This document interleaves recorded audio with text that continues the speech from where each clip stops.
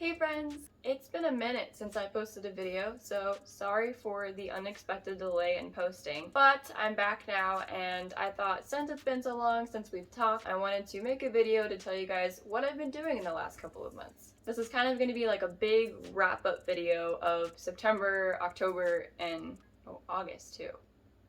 Wow. It's been a while. I want to let you guys know some new things that I've been reading and some shows that I've watched. So let's not waste any more time, let's jump right into it. So first we're just going to start off with what I've been reading.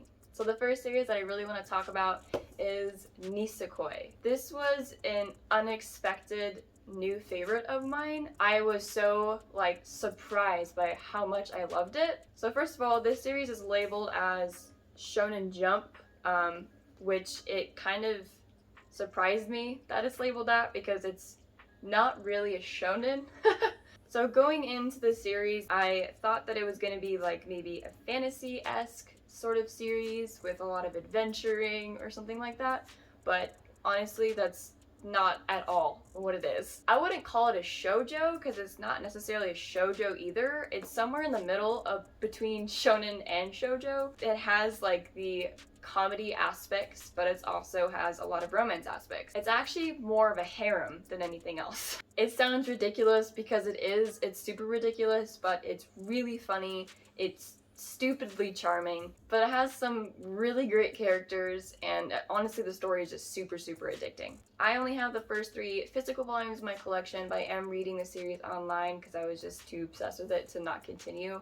It is completed with 25 volumes, so if you're interested, it is available on the Viz Media Shonen Jump website or app, so check it out. Okay, moving on to the next one, which is one of my new favorite series. It's called Blue Lock. I am obsessed with this manga. It is just, so good. Blue Lock reminds me so much of Haikyuu, which if you know me at all, you know that I absolutely love Haikyuu. It's my favorite series ever. So finding a series that reminds me of that makes me so excited. Biggest correlation between Blue Lock and Haikyuu is the characters. So even though all of the other characters are supposed to be like the rivals and enemies to Isagi, the main character, you can't help but to love all of them anyway. They're all so charming, and they all have their own unique personality, and they all have their own little story arcs, and they're all built up differently, and it's honestly just genius how they were all written out. And aside from that, the art is phenomenal. I promise you, the way that this manga is executed, and with the art style and the intensity and the tension and what's at stake, it is so interesting to read and so fun to watch, and there's just so much built up action and tension in each game, so it's just like, holy crap, what's gonna happen next? And yeah, it's really hard to explain how good it is. You just have to check it out for yourself. It is getting an anime next year, I think, which is really exciting. But help me pray to the manga gods to get this series a physical print, because I want this series in my collection so bad, but it doesn't have physical copies, so you have to read it online. If you do want to read it, I'd recommend checking it out on Iznio. They are a digital reading platform, and they have tons of manga and graphic novels, including Blue Lock. So check it out on there. The link for that will be in the description below. Okay, last manga I want to talk about is a new one that I just read not too long ago. It is called Kaiju number 8. So if you know anything about Japanese monsters, then the word kaiju probably rings a bell to you. Kaiju is a word thrown around a lot in the Godzilla universe. The monsters are called kaiju, so that kind of gives you an idea of what this series is about. It's a fairly new series too. There's only 49 chapters released. It doesn't have a physical print yet, but it will in December. It's when the first volume comes out. Until then, you can read it on the Shonen Jump app, which I highly recommend you do. I'm not seeing a lot of people talk about this, which is really sad. It's extremely underrated for what it is. Just to give you an idea of what it's about, I kind of would say it's like if My Hero Academia and Jujutsu Kaisen had a baby. You'd be given Kaiju number 8. It has like the paranormal or monster aspects of Jujutsu Kaisen, but the hero, I want to be the greatest kind of thing that my hero has. So it's like a really good blend of both of those different traits, but born into this much more unique thing. The story just immediately sucked me in from the get-go. The plot twists are just like mind-blowing, and there's beautiful art and amazing characters. I mean, it's the whole shebang. It has all of it. So yeah, that's kaiju number 8. Go check it out. So that's about it for the manga that I've been reading. Those are the new ones that I really enjoyed that I wanted to share with you guys. So now I just want to talk shortly about some other stuff that I've been doing aside from reading manga. So I got to go see the new My Hero Academia World Heroes Mission movie a couple of weeks ago, so I wanted to talk about that a little bit. Overall, I really loved the movie. I thought it was great. I thought they did a really good job with it. The characters, like the new characters that they threw in, were awesome. There were a couple of things about it that kind of bothered me a little bit, but for the most part, I thought it was a really good movie, and I would definitely recommend you watching it if you're a My Hero fan. So now I'm gonna get into my spoilery thoughts of the movie. So spoiler warning, I'll put a timestamp in the description so you know where you can skip to if you don't want to be spoiled. So my biggest problem with this movie is just the fact that the stealth suits that they promoted the crap out of, I mean, they even made Nendroids, figures, expensive figures with these suits. They promoted it on like every poster. I mean, the suits were everywhere, right? We all knew that. They were in the first scene. That's it? That's all we get? I realize it's not that big of a deal, but it still bothered me because that's how they promoted the movie. Like, that was how they marketed it. We expected that to be a big plot point, but it was literally in the first scene of the movie, and that was it. So yeah, that bothered me a lot. Going back to the story though, I loved the mystery approach that it took. It wasn't necessarily solely based on Deku destroying himself like it usually is. It was a lot more about like investigating and trying to figure out what's going on, and you know, reading into the villain a little bit more and the secret organization, which I really liked that. I do have to say though, the Quirk Doomsday Theory thing was really cheesy to me. Like, that just sounds like a book you'd buy off Amazon.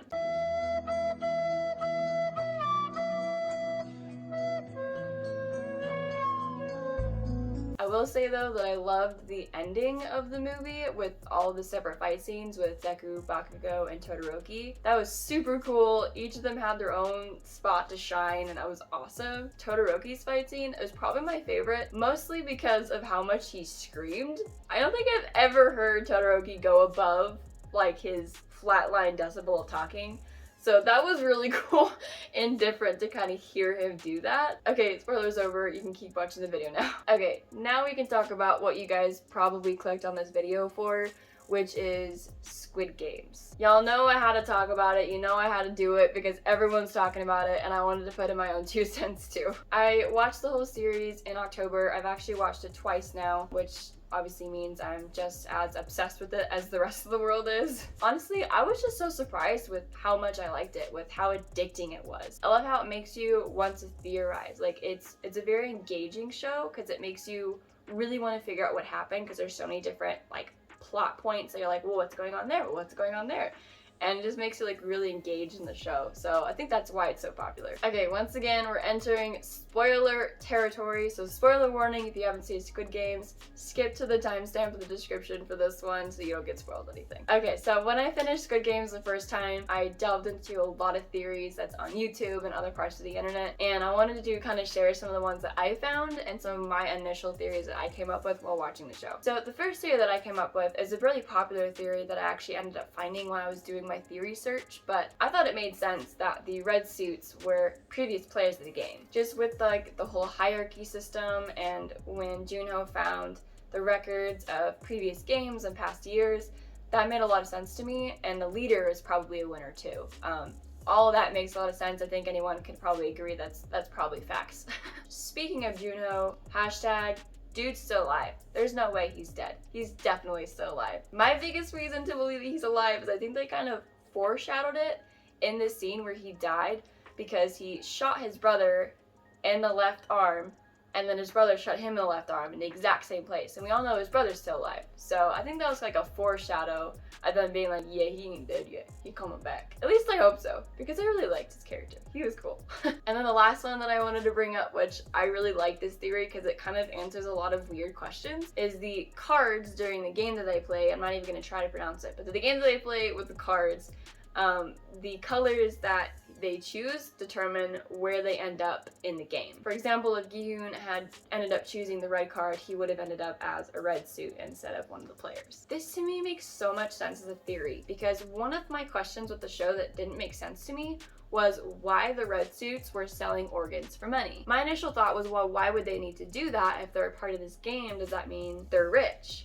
Clearly no, right? So this theory answers the question of why they'd be selling the organs, is because they're obviously also broke and in debt and need financial help. Otherwise, they wouldn't have played the game with the subway station guy in the first place, right? I would love to know some of your guys' Squid Game theories, so go ahead and leave a comment in the description below. Let me know what you think. Please tag your spoilers though. If you're gonna talk about spoilers in the comments, just make sure to put the spoiler warning so no one else gets spoiled anything. Alright guys, that's it for today's video. Thank you guys so much for watching. I know it's been a minute since I posted anything, but I appreciate you guys' patience and I hope you guys enjoyed this one. If you want some more otaku related content, don't forget to follow me on my Instagram page. The link will be in the description below. And of course, subscribe so you can get more content like this on YouTube. Thank you guys so much for watching. I will see you next time. Bye!